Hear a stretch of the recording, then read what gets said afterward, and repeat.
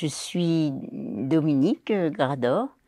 Je suis militante de Peupliculture, mais j'ai d'autres lieux et d'autres engagements où je suis militante. Notamment, j'ai eu très longtemps des engagements politiques forts, voilà, qui ont beaucoup occupé ma vie.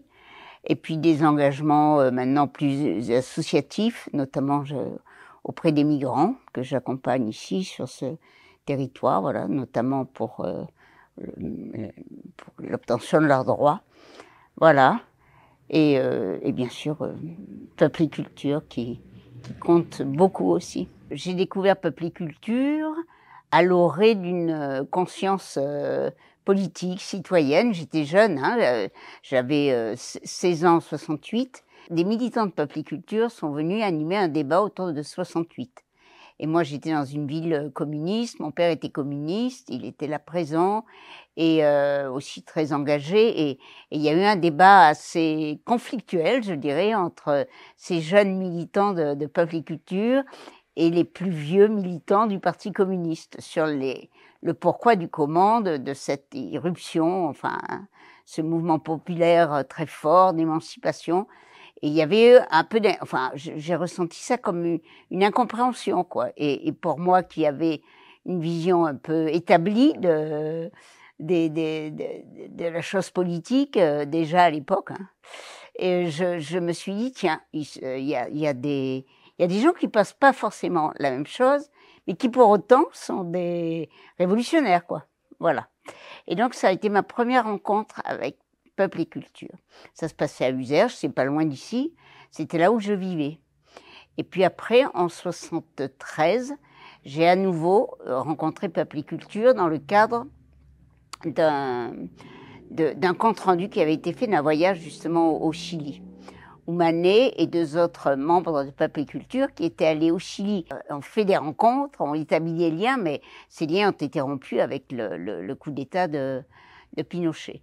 Donc là, ça a été un moment très important, parce que c'était, je me disais, voilà, une association qui propose une ouverture sur le monde, et sur un monde tel qu'il est en pleine mutation, voilà, tel que, voilà, là pour le coup, ils étaient au cœur d'une révolution. Je trouvais ça extraordinaire que d'ici, on puisse penser et voir aussi loin. Donc, Peupliculture, ça a toujours été pour moi une ouverture.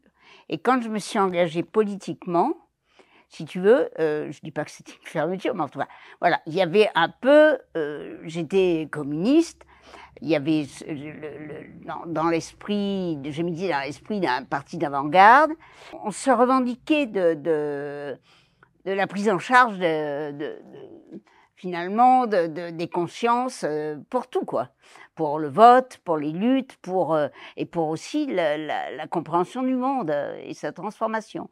Et là, les rapports, j'ai compris que les rapports entre le Parti communiste et Peupliculture pouvaient être aussi d'ordre conflictuel parce que les communistes n'acceptaient pas finalement que Peupliculture se mêle de politique, d'économie.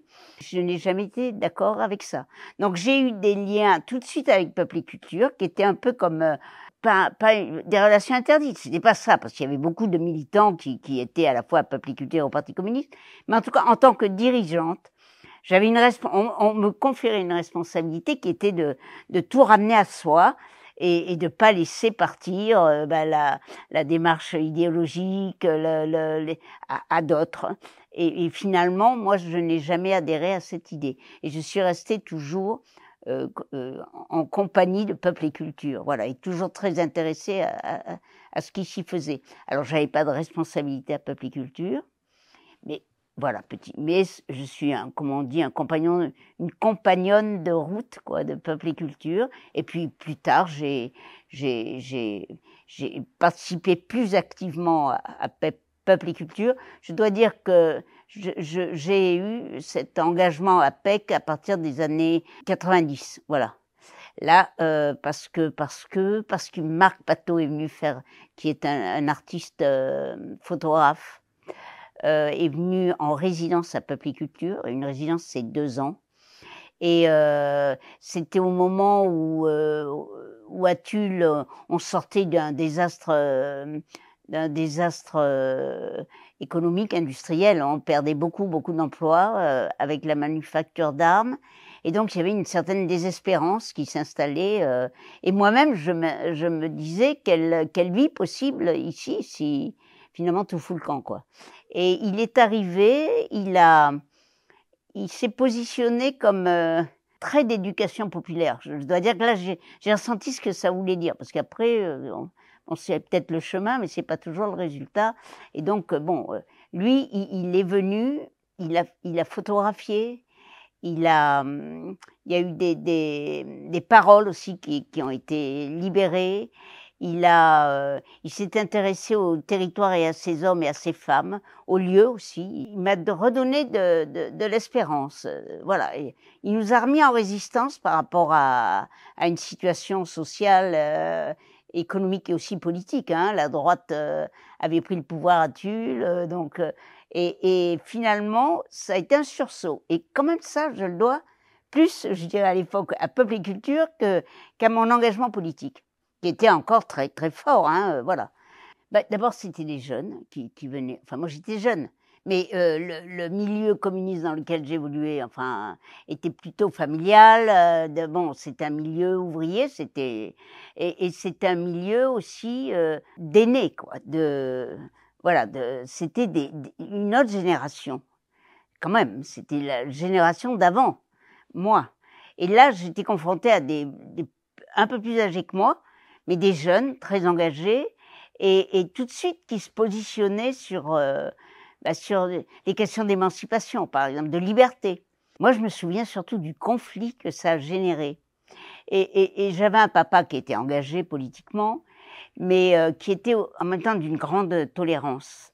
Voilà, il nous a toujours élevés avec beaucoup d'ouverture. Et donc, le fait d'être, je le sentais à la fois, il était en compréhension de ce que disaient ces jeunes, qui étaient extrêmement critiques, hein, sur le Parti communiste, sur la façon dont ils réagissaient aux événements, et en même temps, extrêmement mortifiés de constater aussi cette impuissance finalement à saisir le mouvement, à capter le mouvement. Et moi, je sentais que ces jeunes-là, ils captaient un mouvement que on avait du mal à, et en tout cas, et moi-même, alors que j'étais toute jeune, bon, je veux dire, j'étais pas formée ou déformée politiquement, je sais pas comment on dit, mais il y avait cette envie de comprendre ce qui se passait. Puis j'étais jeune aussi, j'étais une jeune femme, une jeune fille, j'avais les mêmes aspirations, et je trouvais que de ce côté-là, du débat politique, j'avais plus d'affinité, quoi, plus d'envie d'aller vers ça. Il y a un fil rouge, enfin, qui me maintient, qui me fait me reconnaître aujourd'hui un peu. C'est un peu ce qui est dit de l'éducation populaire, c'est-à-dire comment parler et être et à partir d'eux et du peuple, et en même temps en portant quelque chose d'exigeant, quoi, en ne flattant, je sais pas comment dire, mais enfin pas démagogique, quoi. Cette idée que par exemple le beau, le difficile, le complexe peut être à la portée de toute personne qui a besoin de comprendre. Et pour moi qui voulais changer la société, il fallait pouvoir, il fallait l'interpréter pour la changer, il fallait comprendre. Et ça, c'était important. Et je trouve que dans l'éducation populaire, il y a cela, quoi. Donner les outils à chacune et à chacun pour que finalement il se fasse son opinion, sa compréhension des choses, de la réalité pour la transformer. Et ça me semblait extrêmement important.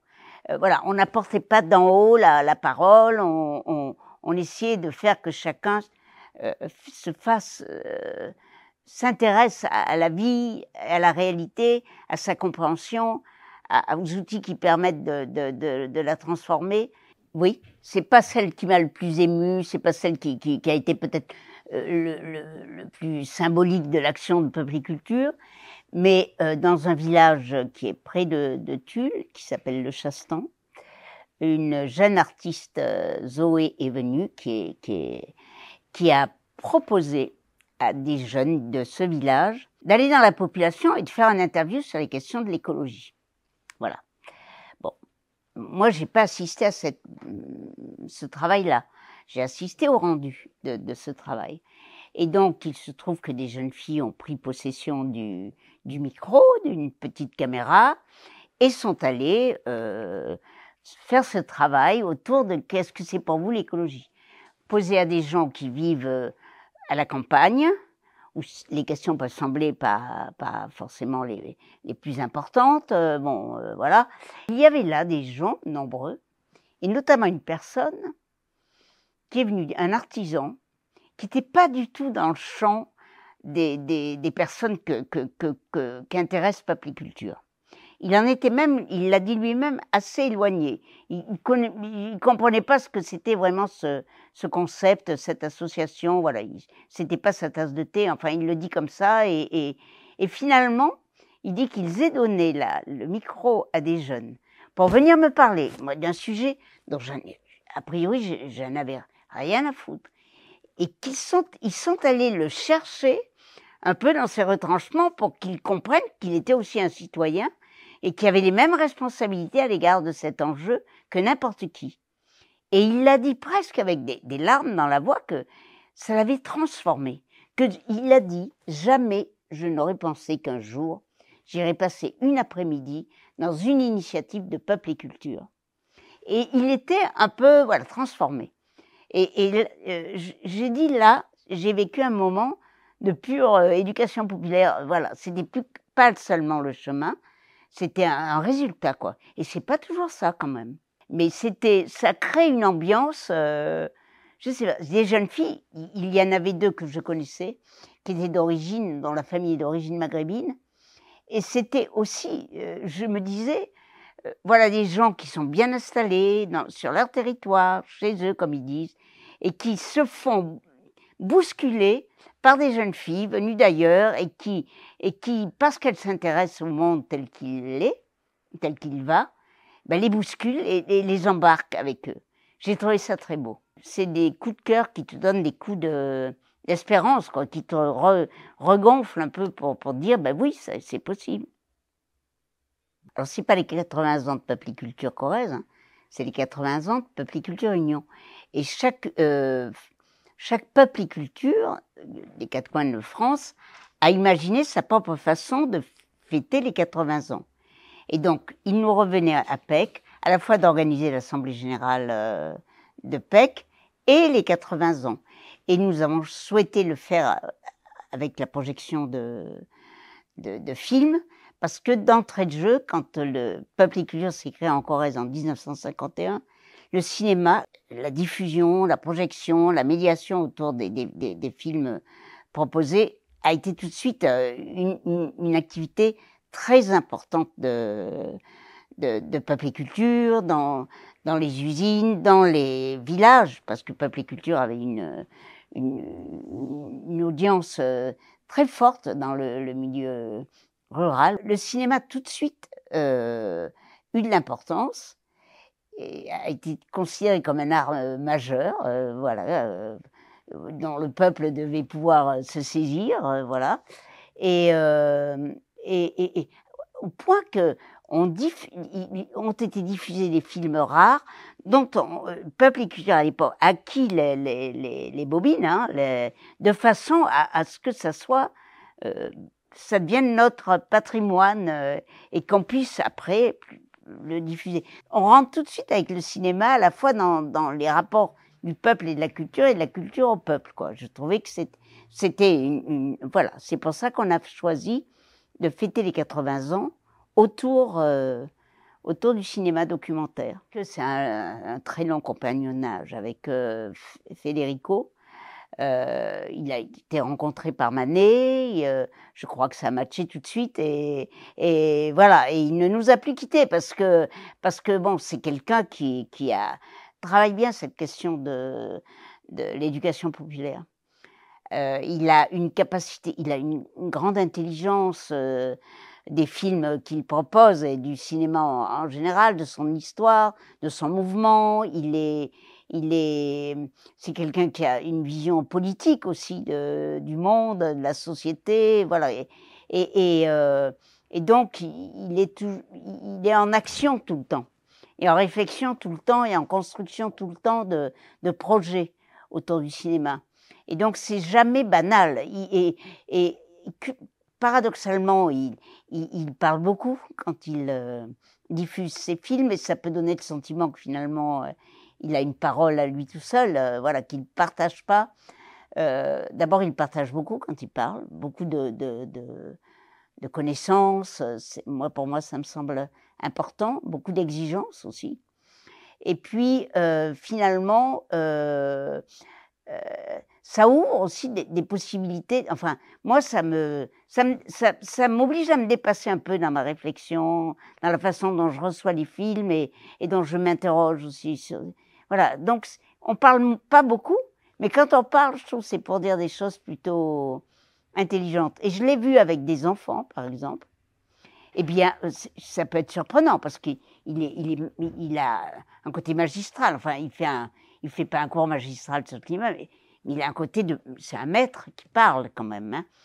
Et bien, avec les enfants, il a suscité des réactions très, très fortes et très pertinentes. Et voilà. Et finalement, j'avais l'impression que les enfants ont tout de suite compris qu'il ne les prenait pas pour des niais, voilà.